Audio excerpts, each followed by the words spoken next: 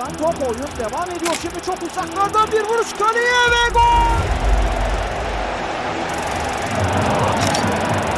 Thought he was going to reach. Perfect start for the Gunners. They lead 1-0. Football, known around the globe as the beautiful game, has evolved dramatically over the decades. It has become faster, richer, more tactical, and undeniably more global. Yet, despite these advancements, many fans can't shake the feeling that something important, something essential, is slipping away. They sense that football today, somehow, isn't as thrilling, as genuine, or as magical as it used to be. But why? What changed? Has modern football truly lost touch with the very elements that once made millions fall in love with the game? Today, we dive deep into the heart of football's transformation, exploring 7 clear reasons why many passionate fans around the world strongly believe modern football might actually be getting worse. First, let's talk about VAR, or Video Assistant Referee. When VAR was first introduced, fans across the world cautiously welcomed it, hoping for fairness, accuracy, and consistency to finally eliminate glaring mistakes from the game. But the reality has turned out far different. Today, VAR is often seen as football's most controversial addition, causing more arguments, confusion, and sheer frustration than the human referees it replaced. Goals, once celebrated passionately by thousands of ecstatic fans, are now cautiously observed, anxiously awaiting approval from screens far removed from the pitch. Iconic football moments, spectacular goals, spontaneous celebrations now routinely suffer delays or are completely reversed by decisions often measured by mere millimeters. Fans watch helplessly as celebrations turn to disappointment, joy morphs into anger, and the raw emotion that made football uniquely special gets diminished. VAR's constant pauses, painstaking offside checks, and the seemingly arbitrary nature of decisions leave supporters baffled and irritated. Managers, players, even commentators frequently express their discontent, claiming that VAR, instead of making football fairer, is actually harming the game's excitement, breaking its rhythm, and ultimately draining away its soul. In attempting to perfect decisions, football may have lost sight of what matters most: the passion, the immediacy, and the emotional highs and lows that made the sport truly beautiful. Secondly, money, and lots of it. Today's football world is awash with billions. Mega transfers, inflated wages, billionaire owners have completely transformed the landscape. Fans increasingly feel disconnected from clubs, once rooted deeply in their local communities. Consider Neymar's world record transfer, Mbappe's astronomical contract demands, or clubs being purchased by foreign investors. The gap between wealthy clubs and others is growing exponentially. Clubs outside the elite struggle to compete financially, reducing their chances of success. Football feels more like a financial arms race than a competition based on talent or merit. Fans now worry football has become just another business where profit takes priority over passion. Many miss the days when talent mattered more than marketability and loyalty outweighed financial gain. Third, perhaps one of the deepest wounds in modern football is the erosion of player loyalty. There was a time when players devoted entire careers, decades even, to one club. Names like Maldini at Milan, Totti at Roma, or Giggs at Manchester United symbolized unwavering commitment and loyalty, deeply resonating with fans. Today, this concept feels increasingly rare, almost outdated.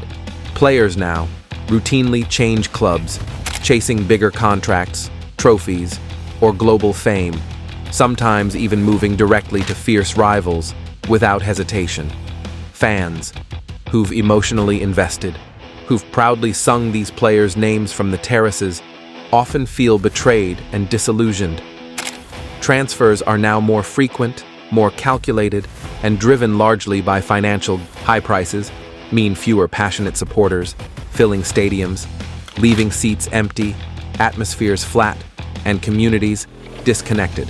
Fans protest outside stadiums, clubs justify costs, but something precious is clearly lost. Ticket prices, merchandise costs, subscription fees for watching matches all continue to rise, making football an expensive commitment rather than an enjoyable pastime. Clubs increasingly cater to corporate hospitality at the expense of the ordinary fan, leaving traditional supporters feeling undervalued and excluded.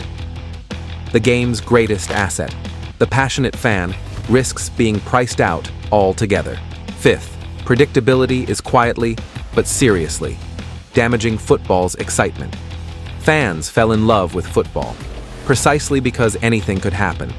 Underdogs could triumph, giants could fall, and every new season felt genuinely unpredictable, a fresh start, full of potential. However, modern football feels increasingly scripted, dominated by a small group of ultra-rich clubs. Consider the leagues across Europe: Bayern Munich in Germany, PSG in France, Manchester City in England, Juventus previously in Italy. These teams have repeatedly dominated competitions year after year, turning title races into foregone conclusions.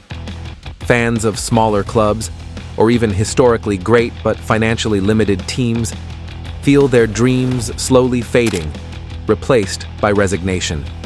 The excitement and suspense that once defined football's charm is replaced by monotony, predictability, even boredom. Many matches now feel less like genuine contests and more like exercises in inevitability. Fans ask themselves, what's the point in following a league when you already know the ending?